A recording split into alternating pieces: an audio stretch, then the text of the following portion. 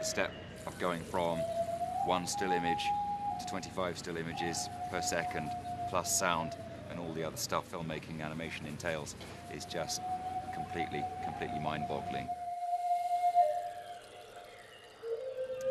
The paper cutout artwork that I make is quite primitive, but there is an appeal in that, which is what drives people to museums and fascinates them about events like this, where the handmade is the focus.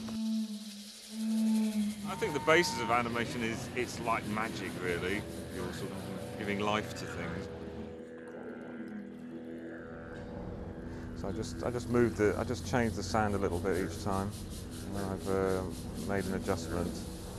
It's just small adjustments each time. I used to do a lot of printmaking, drawing, that kind of thing, and I think it was more, I just wanted to see the drawings move and then tell stories. My background is as a fine artist and as a printmaker. My prints, which are collagraphs, which is the same process I use for making the artwork, started to take on narrative tendencies. And it seemed a natural progression working in narrative form to actually start to think about cutting up the prints and bringing them to life. Just a little bit there. Maybe move his eyes a touch, make them twitch. He's a pretty angry character, so he has a lot of nervous tics.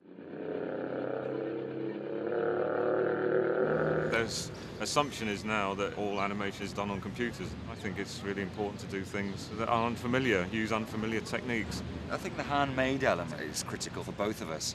For me, a good proportion of the animation is done in the computer, a lot of the compositing of layers, of landscapes, but you do that for 2 months and it drives you crazy. To actually go back into the, in my case, printmaking studio, and to get really, really dirty and to work with materials that smell and which are tactile and which you can feel, it sorts your head out. It's 2 days of that and all is well in the world again. As a printmaker, I always enjoyed workshops in schools and things like that.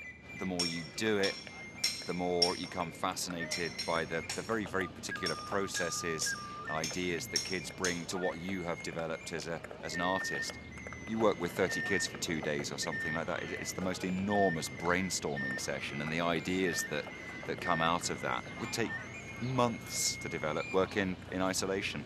I've basically been doing my own sand animation because I think people would like to see the process. But the kids are getting involved as well. They're doing cutout animations. I think the two elements of what I'm doing and incorporating the kids' artwork has worked well, actually. It's quite a good combination.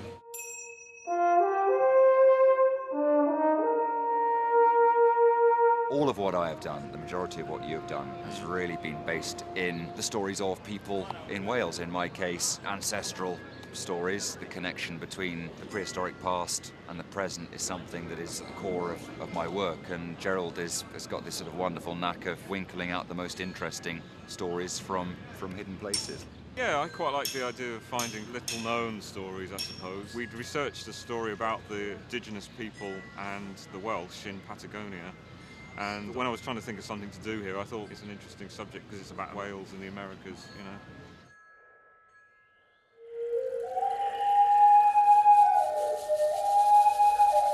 In Europe, maybe, in general, I think there's an attitude that people have to make something new, something that looks different, you know, an alternative. If we only in Wales produce purely commercial animation, it just joins all the other kind of cartoons in the world. It's got no individual character about it.